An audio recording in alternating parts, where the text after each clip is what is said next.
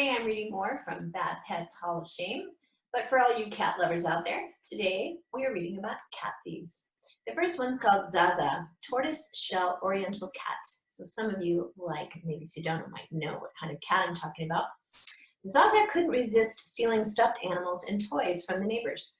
During a 1-month crime spree, she swiped 17 cuddly figures and brought them back to her befuddled owner, who couldn't understand what they were doing in her house. The wily 5-year-old feline left at night through the cat flap and scoured the neighborhood, searching for plush toys to filch. She sneaked through open windows and doggy doors, creeping inside other people's residences until she found her treasure. Can you imagine that? Then, even if the stuffed animal was bigger than she was, she dragged it out of the victim's house and brought it to her owner's house. For one bizarre month in 2013, Zaza's owner, Daisy Aleph of London, England, would wake up every day or so and find a teddy bear or other stuffed animal outside her bedroom door. She didn't know if it came from a creepy intruder, a secret admirer, or her boyfriend. I came home one day and there were 3 massive teddy bears in the house, Aleph told the Daily Mail. She thought Zaza had stolen them, but she wasn't sure because she hadn't seen the cat in possession of the stuffed animals. Besides, the teddy bears were larger than Zaza, making the owner wonder how her pet could be the perpetrator. The cool cat's run of perfect burglaries took a hit when she was caught in the act. I was on the phone with my friend who was saying maybe an intruder is bringing the teddies in because the cat wouldn't be bringing in such massive teddy bears, Aleph recalled. Then, at that moment, the cat came through the cat flap with a giant stuffed donut and left it triumphantly on the kitchen floor. I thought, this is really weird. Then another day I thought she'd caught a mouse because she was playing with something squeaking.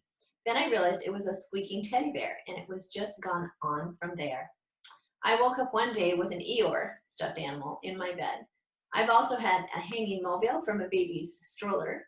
She has brought loads of them that are bigger than she is, and she's climbing along fences with those teddy bears. She must have really strong jaws. Zaza pilfered items ranged from a stuffed Roman gladiator to a Winnie the Pooh doll.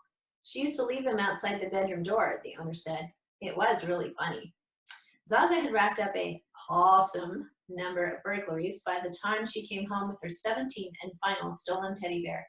She presented it to Aleph and her boyfriend while they were enjoying dinner in the backyard. A big brown teddy bear fell on our table, Aleph recalled. The cat had left it from her latest victim, climbed a fence with it, and dropped it on the couple, whose table was next to the fence.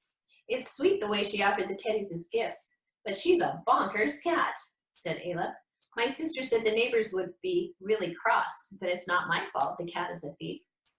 Zaza's days of larceny ended when the couple moved to an apartment where the backyard was bordered by a wall too high for her to climb.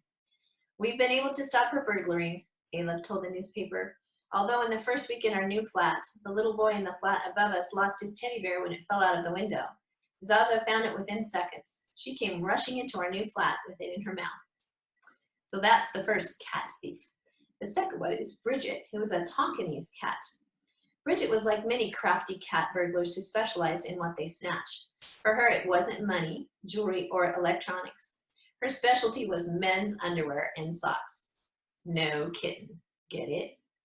During a 2-month period in 2016 in her new neighborhood in Hamilton, New Zealand, Bridget swiped 11 pairs of boxer briefs and more than 50 socks, many of them in pairs, and brought them home to her owner, Sarah Nathan.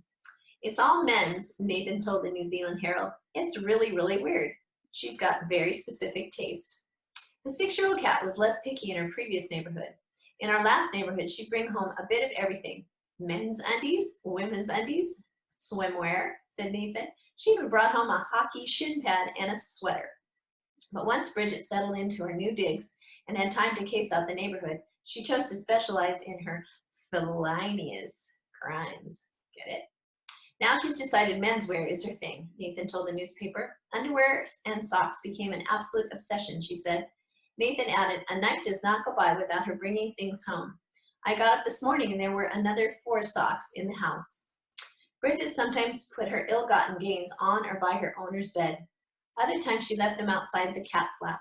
The furry thief often made sure to swipe socks in pairs, keeping victims on their toes, for the cat burglar. One sock will be at the front door and one will be at the back door, so she's obviously gone back to get the matching sock, Nathan said. She added that one day, while gardening, she discovered a whole bunch of socks stuck in the fence. Nathan figured they became snagged when Bridget was returning from her nightly haul of socks and tried to jump over the fence with them. The neighborhood crime spree ended when Nathan and her pilfering pet moved to a 2-acre property in the country. Before leaving, Nathan put together a catalog of the stolen socks and underwear and tried to find their owners.